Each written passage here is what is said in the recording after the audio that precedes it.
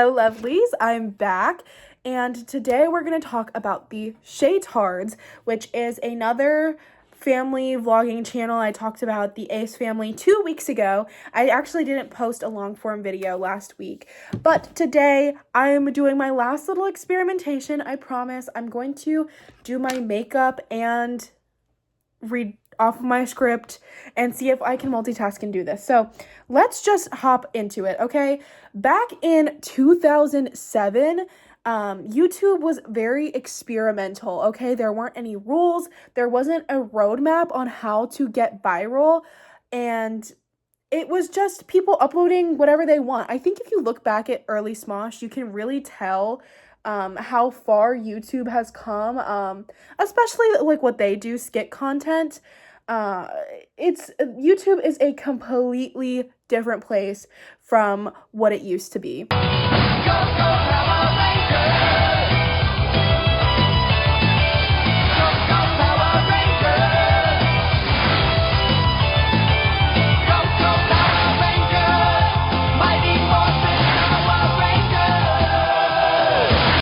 So this era, 2007, is where Shaytards begins, right? Shay Carl Butler uploaded a random video. Alright guys, alright, now let's get serious. This channel is the Shaytards channel. This channel is going to be just to do whatever I want with. And I know you're going to say, Shay, what about your other channel? Can't you do whatever you want on that channel? Well, yeah, but then people will be like, Shay, that wasn't funny. This channel, I'm not even going to give a rat's patookie about what goes on here. I'm just going to throw whatever up. And I know what you're going to say, Shay, don't you do that anyways? Well, shut up. Quit saying those things. Back then, there weren't a lot of videos that were super polished, if any at all, like we have today, like the commentary videos that are like very almost cinematic in a way. It was just, YouTube was a chaotic place, and Shay's video was chaotic, but that was the moment, that was the post that changed his life.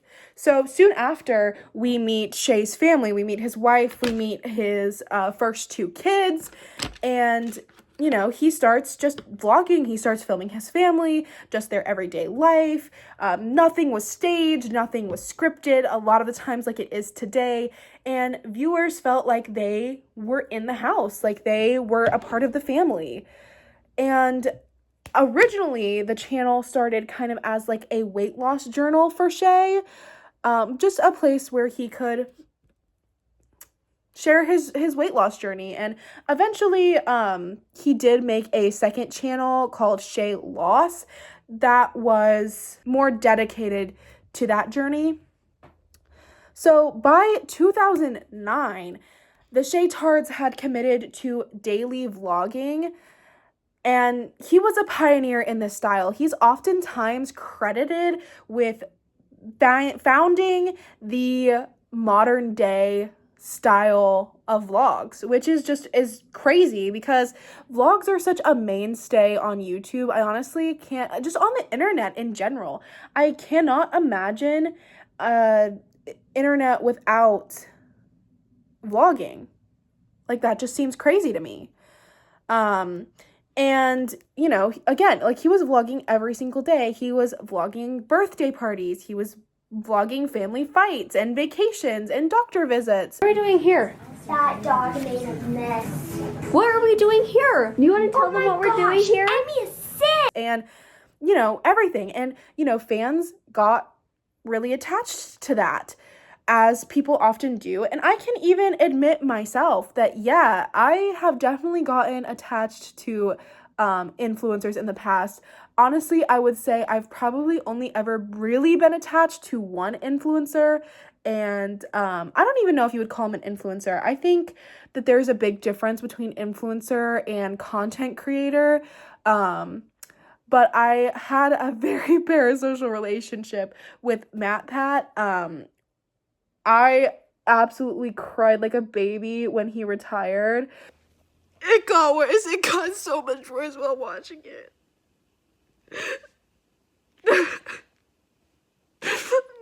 Literally not okay. Well, when he just announced his retirement, it was a very sad day for me.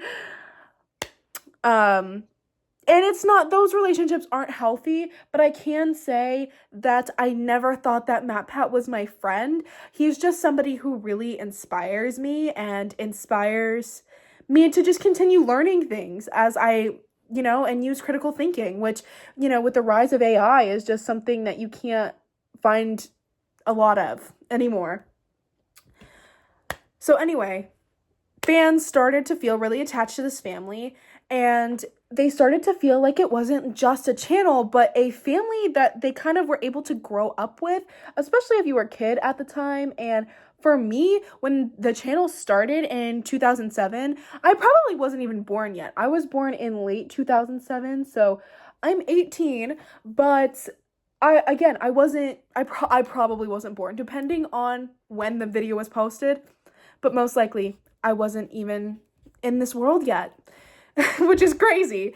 But part of their brand was that they were very Mormon, and I feel like there are just a lot of family channels that are very Mormon, or just maybe not very Mormon. Obviously, there are some that are way more Mormon than others. Members of the Church of Jesus Christ of Latter-day Saints, also known as Mormons. You've heard of it, maybe LDS, Mormones, that Joseph Smith cult. Logan is getting ready to go on a mission for our church. I've talked about before that I served a 2-year church mission in the West Indies. When I think of like Mormon influencers, I think of the 8 Passengers. I think is one is really just, I don't know, it's just the one that I think of when I think of Mormons on the internet. So anyway, I think their 3rd child, I could be completely wrong, somewhere in the middle, they had their child Brock, and he is considered being one of the first kids to grow up on a YouTube family, from birth. Obviously, they had older kids, but his birth was filmed and posted on YouTube, and it's just kind of been that way. So obviously, this channel exploded in popularity, and awards followed, brand deals followed. There was Matt Damon appeared in one of their vlogs at some point, which I just think is crazy. And the Shaytards were an early face of YouTube alongside Ian Hecox and Anthony Padilla of Smosh and other people like Shane Dawson. They are up there in the ranks of YouTube royalty, like founding YouTubers, So once you get this popular on YouTube or on any social media platform nowadays, you can't just continue to do it and not almost act like a businessman. And hate to talk about Matt Pat again, bringing him up again, but in his Goodbye Internet video, he does talk about being purchased by a company, which is something that Smosh also went through, just not in the same way, I guess, but talked about, selling the Theorist company to just a place where they feel like they could have more liberty making the content they want to, but not having to focus on the business side. Which, if you're not going to do that, if you're not going to sell your YouTube channel, like branding stuff, to a company, you kind of have to do it all yourself, and you have to become a businessman, which is exactly what Shay did. He helped co-found Maker Studios, which was a studio space that had very high quality equipment and was used by a lot of big names in YouTube. I'll say a few of them now: Markiplier, Jack Skepticeye, Captain Sparkles, PewDiePie, Ray William Johnson, Epic Rap Battles of History, and Timothy De La Ghetto. And I swear, the Escape the Night cast, in every single one of these videos. First it was Tana Mojo. Then wait. Oh my gosh, for a second I thought I remembered Trisha Paytas being in one, but that's just not true.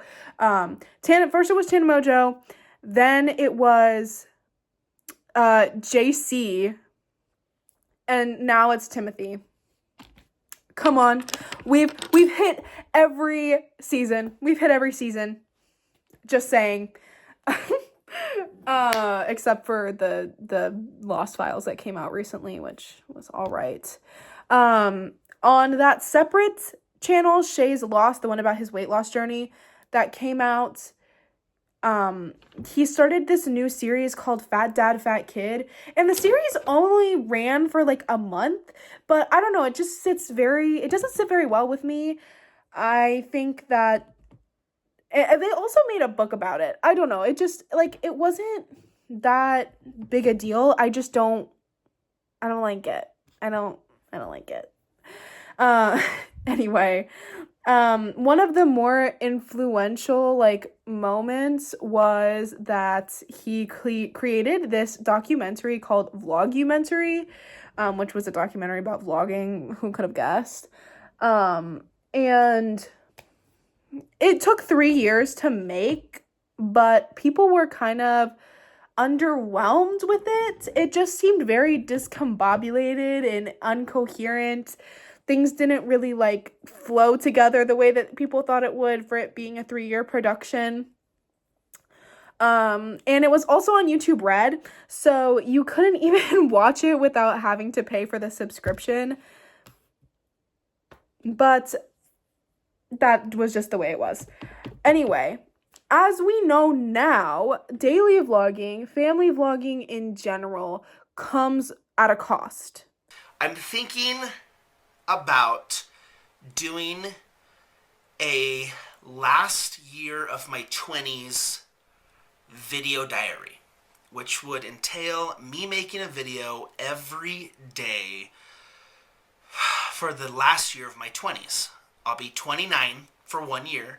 Really? Seriously? I'll be 29 for 1 year, and I'm thinking about doing a video diary every day of my 29th year. Like a journal. Right? Years of filming everything, every moment of your life, every day of your life. It takes a toll on you, and it puts a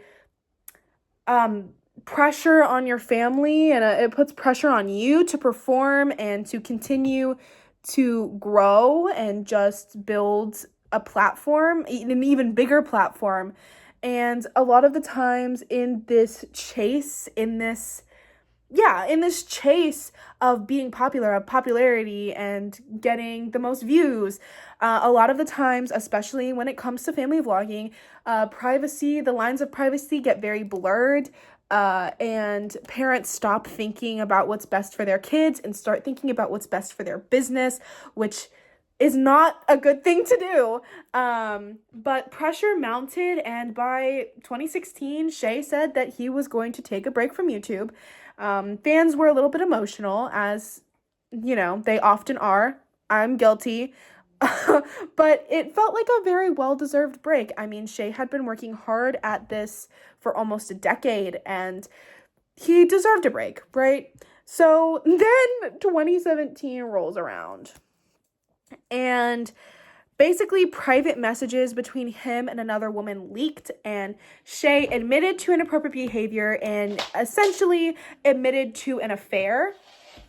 This affair lasted 3 months, and this is all alleged. The woman in question went on to Drama Alert, hosted by Keemstar, and she basically aired out all the dirty laundry and said that she talked about his kids, and then he, like, snapped back at her. Anyways, yeah, she claimed that he snapped back at her and called her disgusting and to never talk about his family again. Why did you release all this to the public? Why? I mean, you know he's got a wife, you know he's got a family, you know this is going to hurt, you know, his family. Why come forward with it? Because yesterday I said, well, he messaged me again at like 2 a.m. and he's like, hey, and I said, oh, your son Daxton is so cute, like, I want your baby, can I have him, he's adorable. And he's like, you're disgusting, don't ever talk about my family, like, and he was just completely... However, the DMs that she released didn't say that at all. He just said, oh, like, because she's like, oh, your baby's so cute. Can I have him? And he's like, oh, that's really weird. Can you never say that again? I actually might have to stop talking to you because this just, like, all hit me. And then she basically went on a slander campaign across the internet saying that he was a horrible person, a horrible Mormon, a horrible dad, and, you know, it was a shock for everyone. It was a shock for Colette. It was a shock for his kids. It was a shock for the fans. And amidst all of this, he also admitted to alcoholism. And at that point, the internet reacted fast, as it often does. And fans' trust was shattered. I mean, like, just in a million pieces on the floor. Probably can't even Gorilla Glue it back together. And the channel went dormant. It went silent. So this is kind of the epicenter of the fall and the turning point, really, for Shaytards. And Shay stepped away completely. He went to rehab. So the kids, I believe, had their own channels at this point, and Colette, I think, also had her own channel.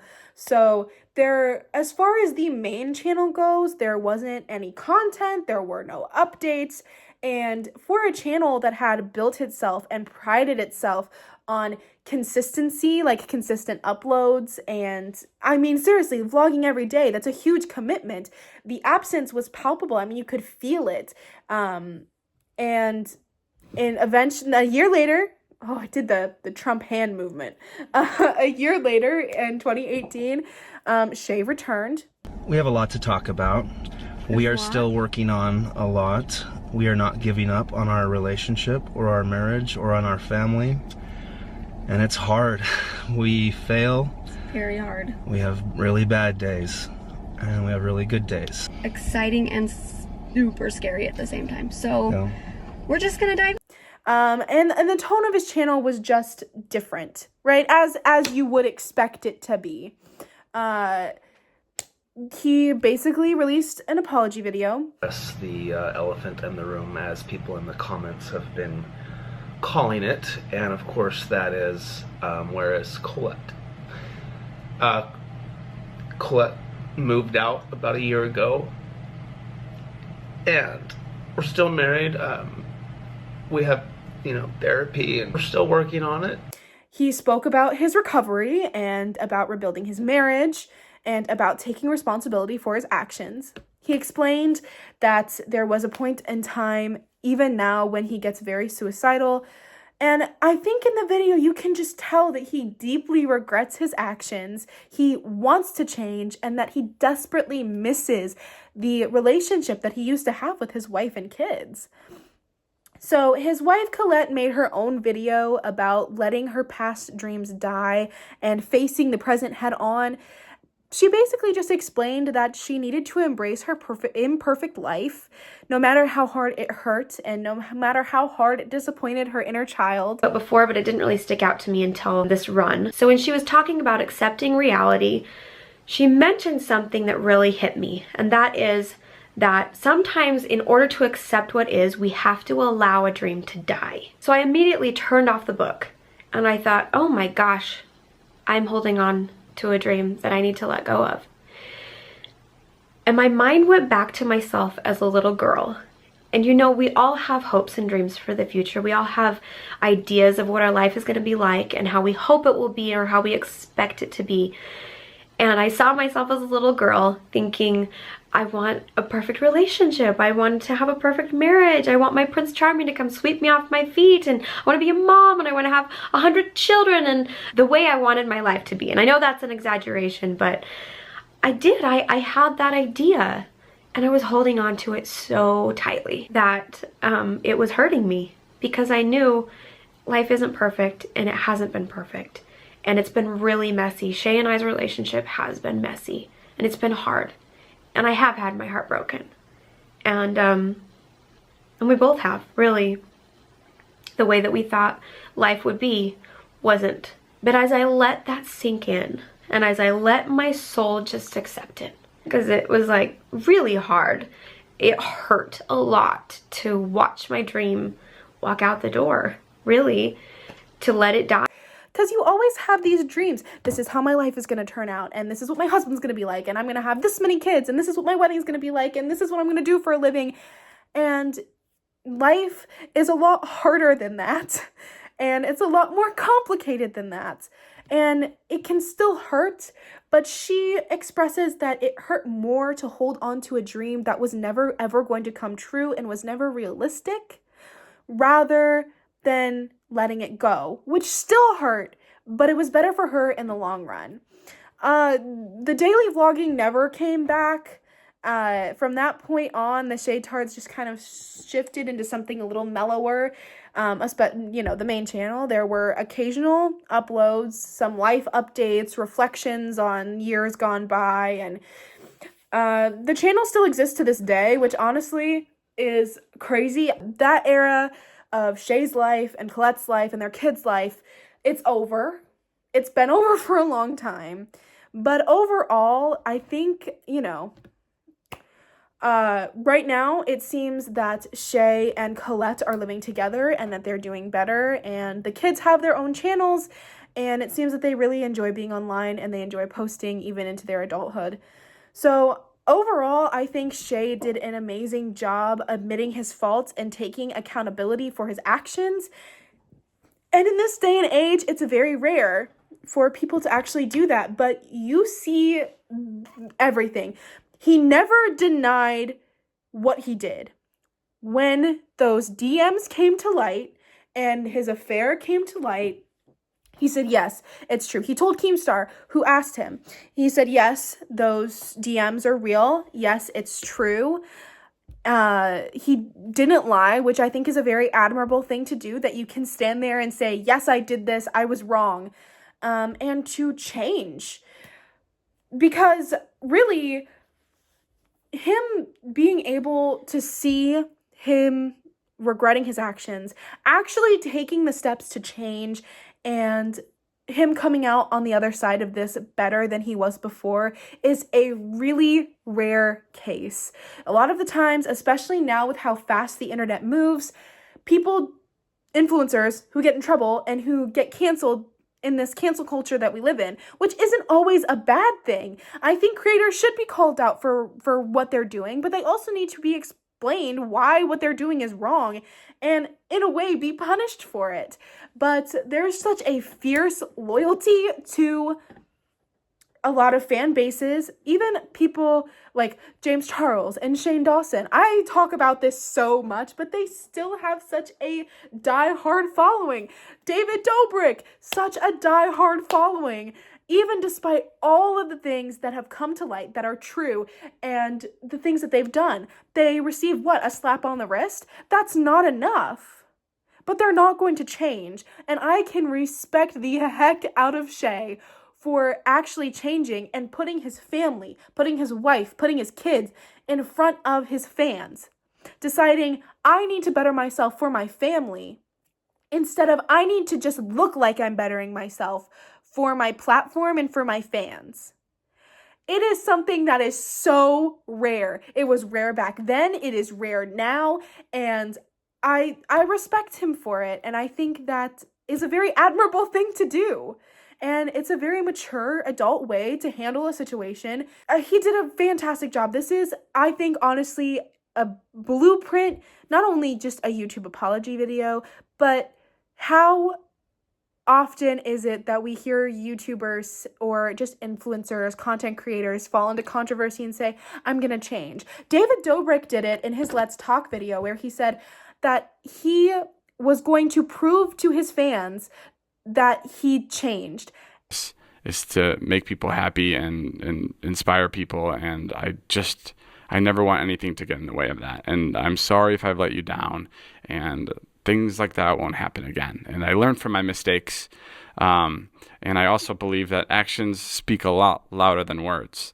And you can take my word for it that I'm going to change, but I'll also show you and I'll prove to you that the mistakes I made before won't be happening again. And that he didn't change at all, but Shay did. Okay, rant about that over. I'm sorry. I'm very passionate about this.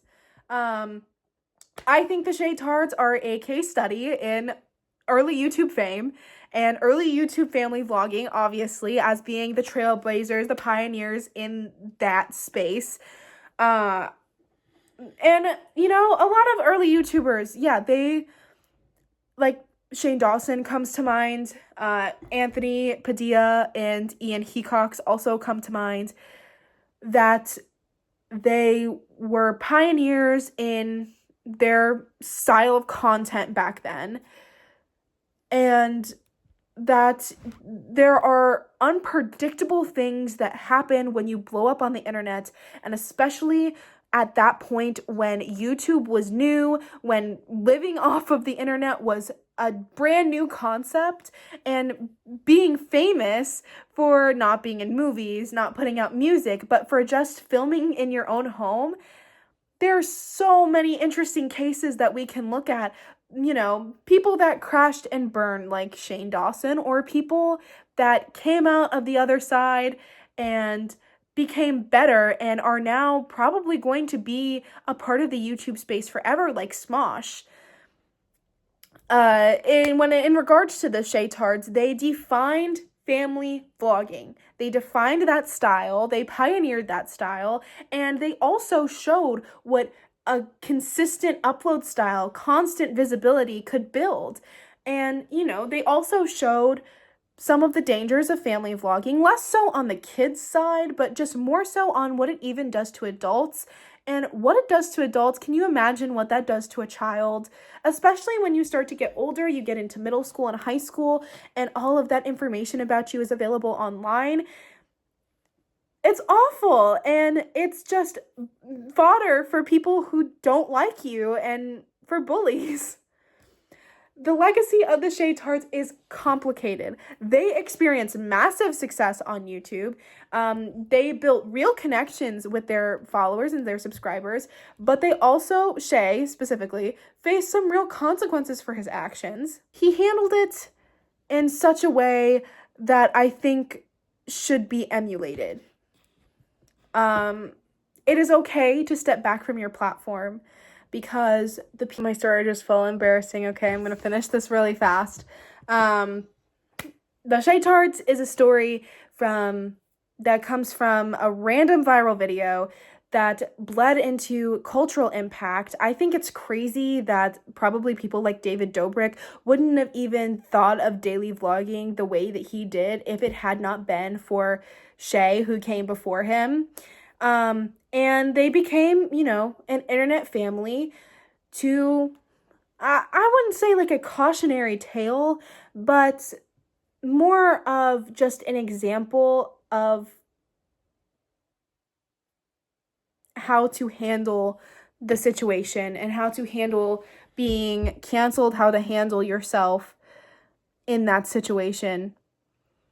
So, yeah, this video was really fast, I feel like, but I enjoyed it. I hope that you enjoyed it. I hope you enjoyed hearing me rant a little bit. I shortened the intro spectacularly because viewer retention reasons. So, we'll see how this video does. I don't know.